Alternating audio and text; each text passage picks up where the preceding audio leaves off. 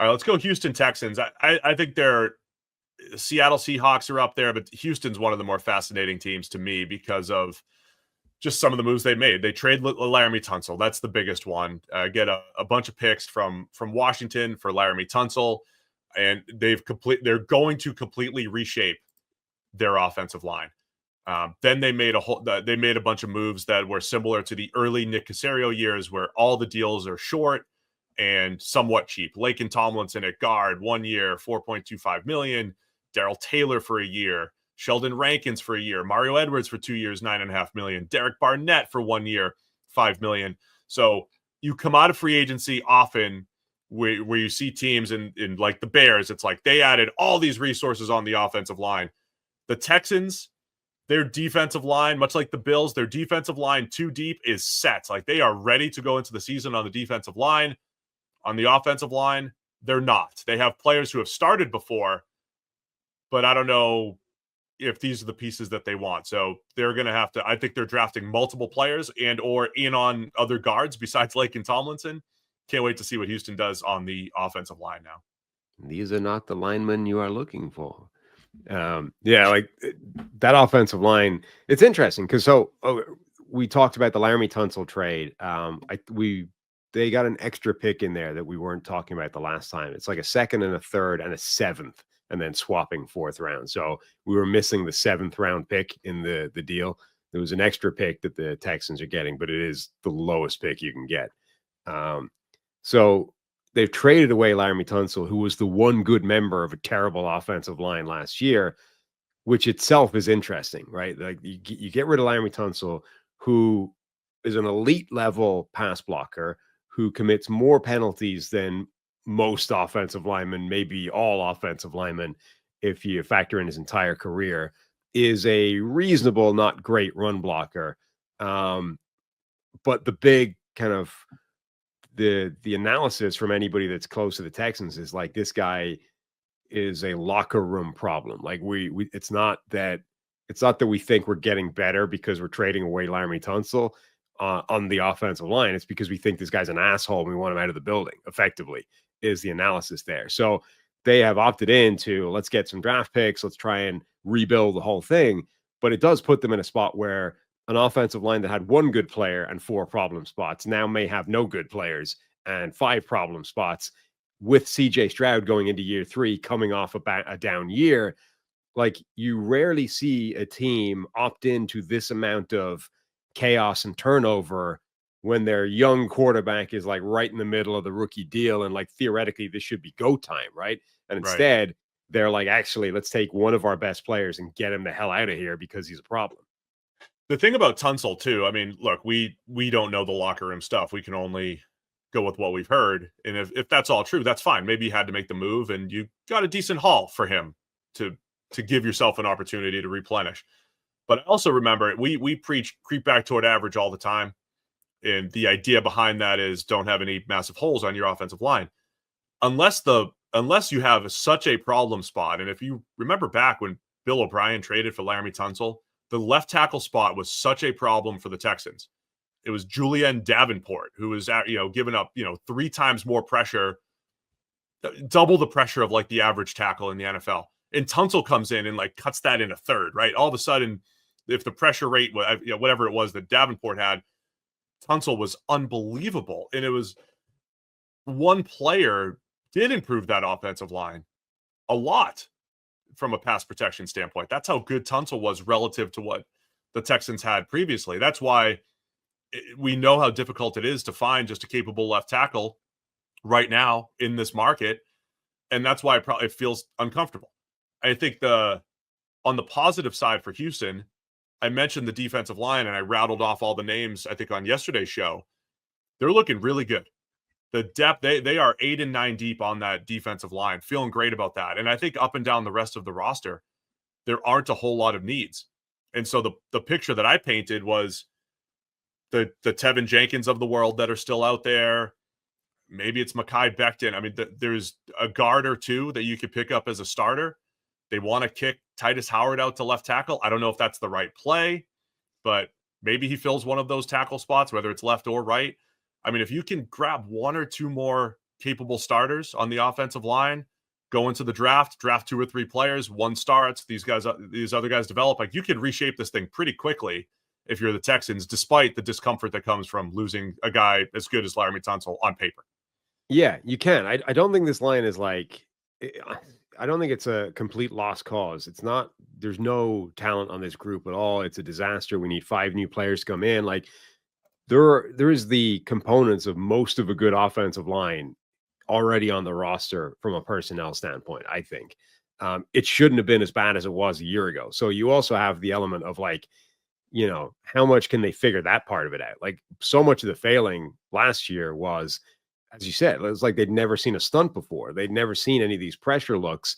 And every time you threw anything at them that was supposed to invalidate, pass protection rules, the thing just collapsed and there was a wide open rusher. Like, how much is just fixing that change the offensive line completely? Right.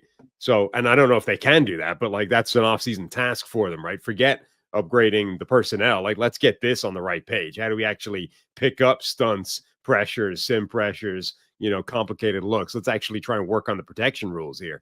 So that's one part.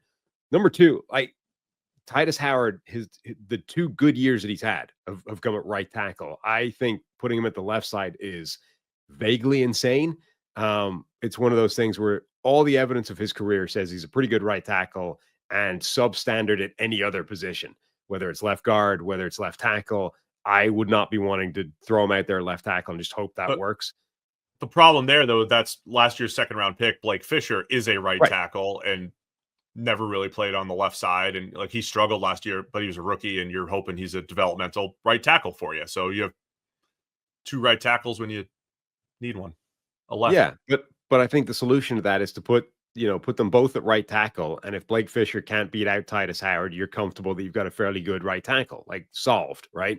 And okay, that means Blake Fisher is now a backup, but tough shit. It's just the way the NFL goes, right? So now you need a left tackle.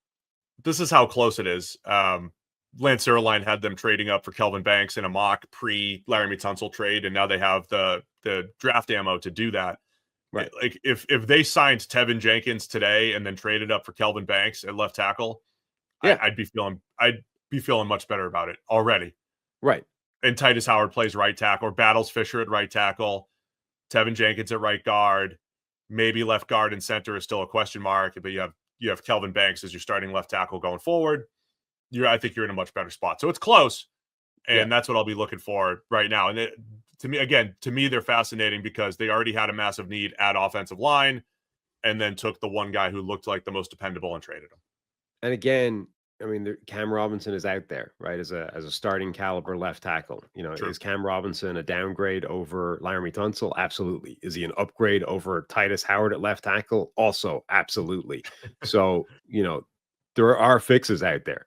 Carlos in the chat pointed out we did skip over the Houston Texans trading for Chauncey Gardner-Johnson. We've talked about that previously in free agency, but they effectively traded away Kenyon Green, who was a bust first-round guard, and brought in Chauncey Gardner-Johnson. That's a really nice move, I think, for Houston. In fact, that I think is by far the best move they've made so far.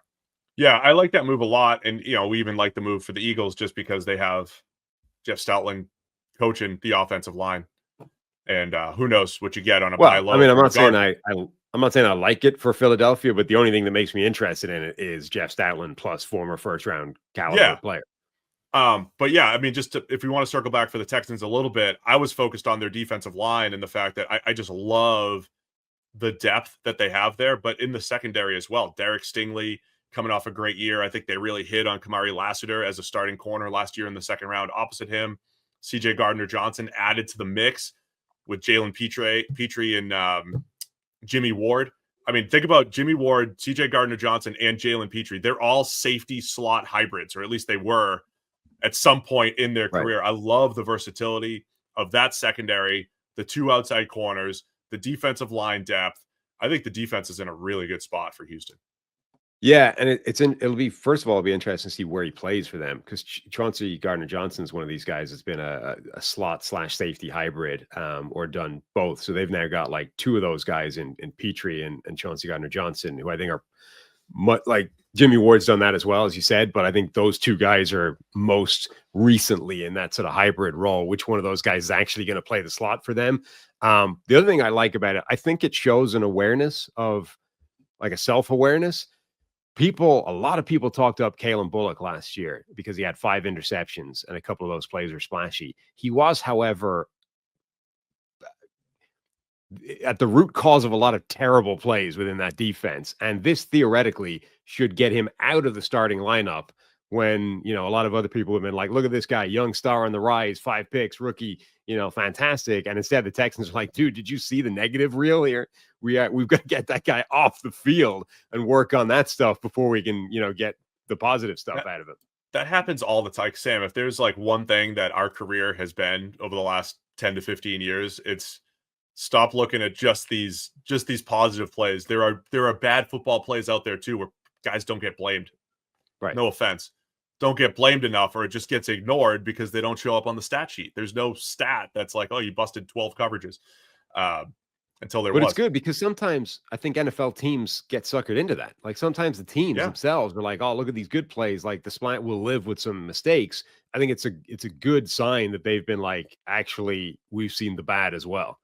Yeah, and by the way, I think he's got very good free safety potential, but it helps them not have to rely on him in year 2 unless he properly develops. And if he properly develops, great. He could win the job again. But adding depth, that's where Houston is, right?